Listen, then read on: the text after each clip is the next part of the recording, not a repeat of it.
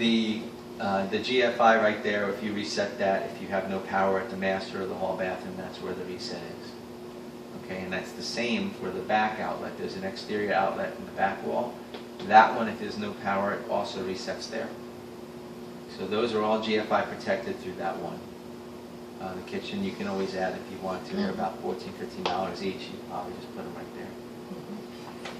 there. Not much more to talk about with the electrical. I mean, like I said, it's in decent shape overall. I do have the little items, but nothing special. Nothing like the last. The last house, did we have the Federal Pacific panel and all? I had that changed, yeah. Yeah, nothing like that. And there's aluminum wiring in those buildings. Oh yeah, I remember that. So they're always... You're sizzling? Yeah, and all my neighbors too, they're always everybody's always talking about it. Better not go up before I get out of here. Well, you're almost there. You're almost there, but I know that it's not hard to fix that. You have to go and just tighten everything. Yeah. You know, if you're hearing sizzling, that's not a good sign. I know. You know. Construction unless it's on here. There's bacon in there. That's a good sizzling. On the construction side of it, I didn't see anything alarming. All concrete block masonry.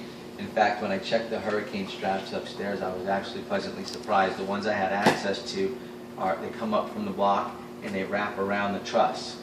So, you know, that's a pretty strong tie down. You know, you have, I think I saw 1 or 2 nails on one side and at least 1 on the overlap. So that, you know, that's a strong tie down. Yeah, instead of the, like, I remember they were like L-shaped. Or the clips that you had at yours? Before. Well, in another house I had, I remember they had that kind. Yeah, those were common in the 80s, but they're also common on wood frame homes.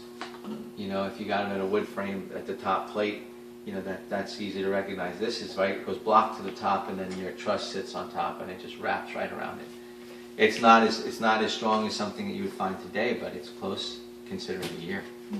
Okay, if there is any benefit at all, if they want to do a wind mitigation report, that would be the one benefit. Right, and you need to be reminded of all this. If and when they ask you, you can call and ask me. I won't do the report, or I won't even begin to consider it unless you find out how much money you'll save. Because it's $75. So I asked that to the insurance? They probably will mention it to you. I remember something about wind mitigation in our something I remember seeing it on. Yeah, they'll probably mention it to you when you get insurance quotes. They'll probably say that this is pending contingent or depending on your wind mitigation or something like that. If they do that, you just let them know that your inspector said that you have single wrap metal straps and that was your benefit. The other category you would qualify. Yeah, is that going to be in your report? Do I need to make a note of it? No, it'll be in there. It's going to be on your video too. Oh yeah, you can remember all these. Renee's going to Because spend I remember your report is very thorough and you have pictures and everything. Oh, we try. Nice, easy to read and all. I want to try to remember everything myself. It's not just for you. It's so when I go back and look at it, I can remember what the heck went on. You know, it's a little selfish at the same time. No, I would call that smart. Thank you very much. I didn't think of it on my own. But I think that that would be your one benefit. And if you reference your report, you'll see it in there. And if you can't find it, you just call me. Okay. All right. But other than that, I mean, the only thing that I had on the outside that I would pay attention to is just the movement. I mean, you've got some uneven concrete in the driveway and walkway. Oh yeah, I see that. And over here, and in the back, that obviously thing just where it's broken collapsed. and then it's very obviously sunk there. Yeah, the problem seems to be, in my opinion, that you've got over the years water coming off the roof with no control of the drainage. Oh, so there's no gutters. There's no gutters. So what'll happen is, you notice So how the grounds common. go this way towards the house now. They slope towards the house. Over the years, it started out sloping away. So what you can do is you could put some water control or gutters on the roof, and then to stabilize that concrete, you're going to have to get under it and stabilize it. But once you get the Yeah, we gutters, were just talking about how to address that because I want him to, this is my go-to guy. I can tell. And he's going to do a porch for me there, but he was talking about how he'd have to break some of that there to then even it out again. But I was looking at the ground, right, you know, on the outside of it, and it looks pretty low. I didn't like the way that looked.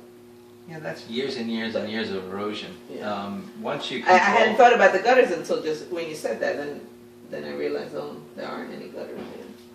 You know, Okay, once well, you we correct can that put part that of on. it, and then you're out there and you're doing your thing, I mean, basically, you've got to really do a lot of work to get ready to pour concrete anyway. And once you get the water control on it, and then you can actually correct the grade before you do any work, you know, and then you can do the prep for the concrete and stuff like that, and the termite treatment before you pour.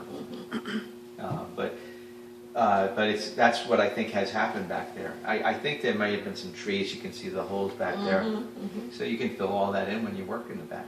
Yeah. You know, but the structure didn't seem to be threatened in any way by any of this, at least visibly. I don't see any cracking, any settlement cracking, or major signs of movement. I just see the movement at the patio. So, Okay. so it seems like it's a pretty sturdy place. I mean, you know, you do have some things, but every house has a punch list of things. Right. Okay. Okay, thank you. Yeah, you're welcome.